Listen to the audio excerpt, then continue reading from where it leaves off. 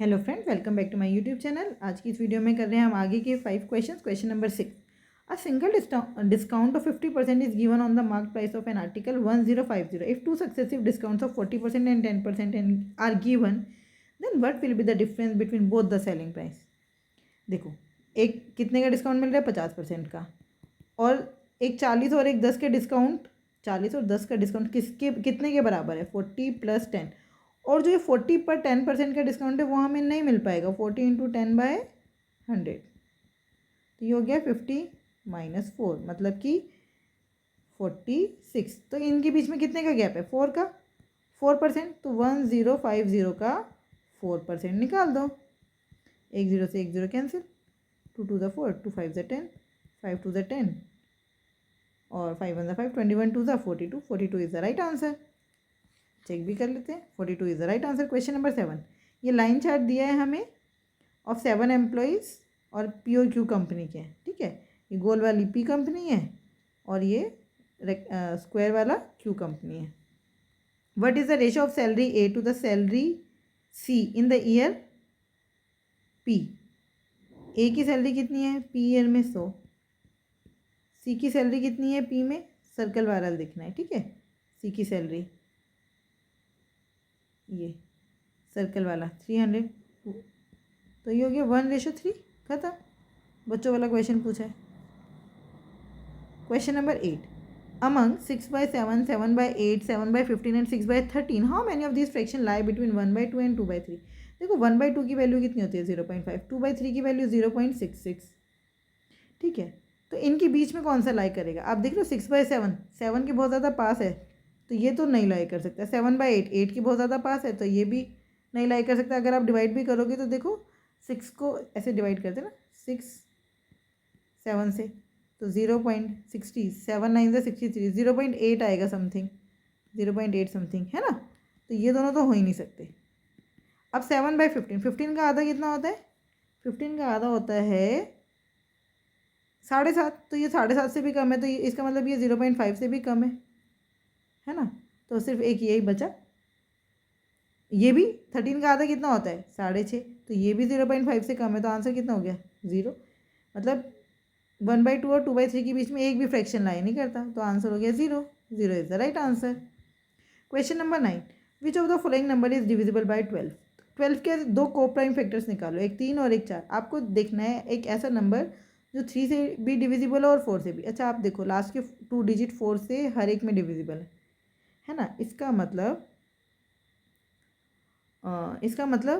आपको बस ये देखना कौन सा 3 से डिविजिबल है। जो 3 से भी डिविजिबल है वो 12 से डिविजिबल होगा। 6 5 11, 11 का मतलब 2, 6 3 9, 9 और 2 का मतलब इसका सम टोटल जो है वो 2 है। 2 3 के टेबल में आता नहीं। यहाँ पे देखो, 8 5 7 2 9, ये तो ख़त्म हो गया। 8 और 5 13, 13 का मतलब 4, तो ये भी ये जो है ये भी 3 के टेबल में नहीं आता। यहाँ पे देखो, 9 तो कैंसिल हो गया।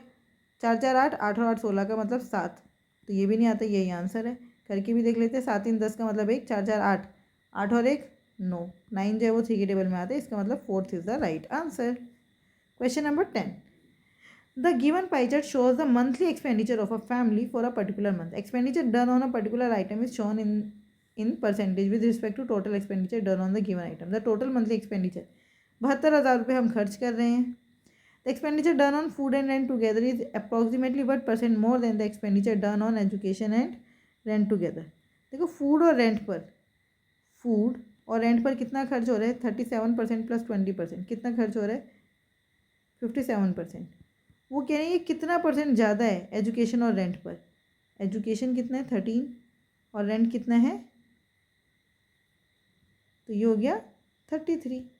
कितना ज़्यादा है? 7 में से 3 गया 4, 5 में से 2 गया 24। अब किससे कंपेयर करना है? 33 से, है ना। इंटू में 100%, बस। तो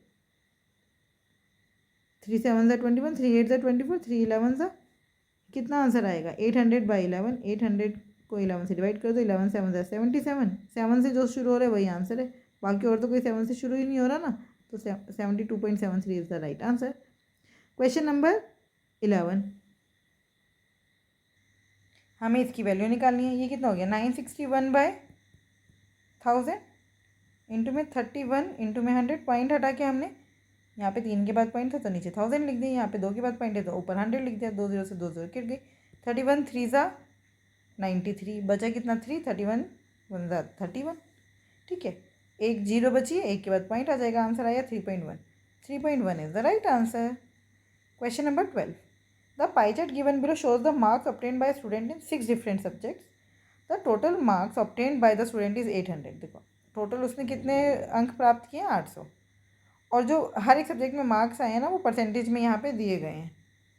तो what is the ratio of the marks obtained in C to the marks obtained in F. देखो सी में कितने परसेंट मिले हैं, 20%।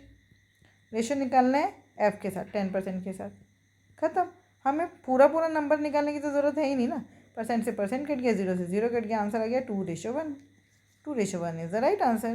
Question number 13, X invested ₹7,000 for 2 years at compound interest in a company which paid him interest of ₹2476.8।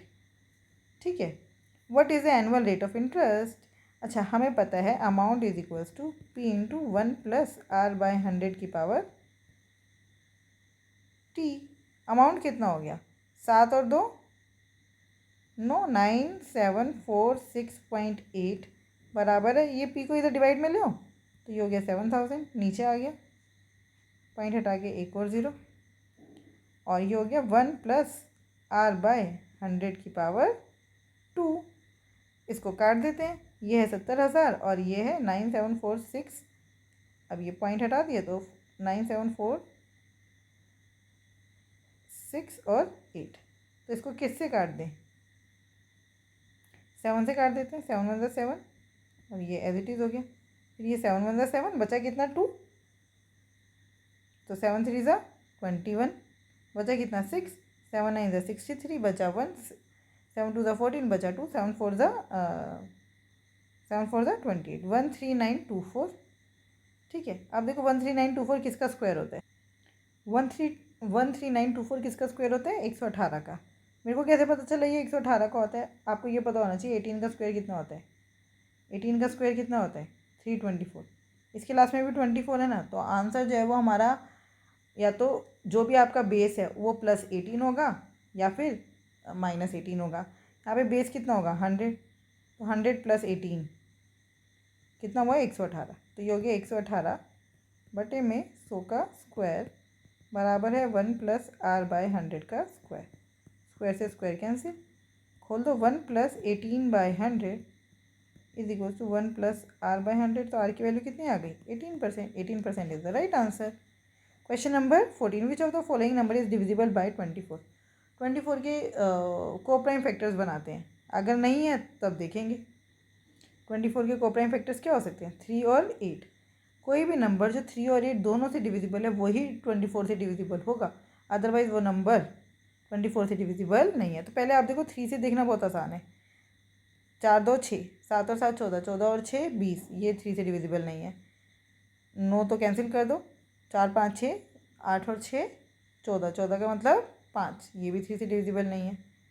8 और 8 16, 16 का मतलब 7, 7 5 4 9, 9 और 7 7 होता है, ये भी 3 से डिविजिबल नहीं है। बचा ये देख लेते हैं, 6 4 10 का 1, 7 7 और 1 8, 8 4 12, 12 जो है वो 3 से डिविजिबल है, इसका मतलब यही आंसर है। 8 से देखेंगे ही नहीं, दोनों से होना चाहिए ना, ये तीनों तो 3 से हो ही नहीं रहे, तो यही बचा।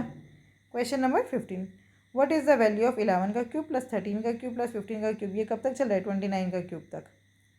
देखो इस क्वेश्चन को करने से पहले हमें फॉर्मूला पता होना चाहिए, वो क्या, 1 का क्यूब + 3 का क्यूब + 5 का क्यूब, टोटल n नंबर्स हैं, तो लास्ट वाला क्या होगा 2n - 1 का whole cube is equals to n² bracket में 2n² - 1। ठीक है, हमें ये फॉर्मूला पता है, नहीं पता है तो अब पता चल गया। अब हम क्या करेंगे, इसमें 1 क्यूब + 3 क्यूब पूरा ऐसे 9 क्यूब तक ऐड भी करेंगे,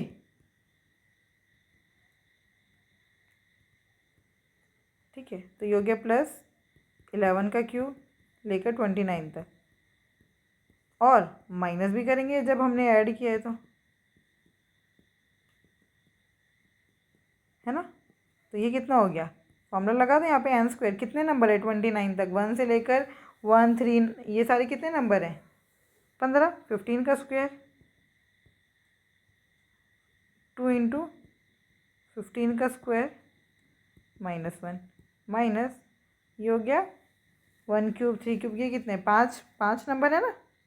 5 का स्क्वायर 2 इंटू 5 का स्क्वायर -1, तो 15 15 का 225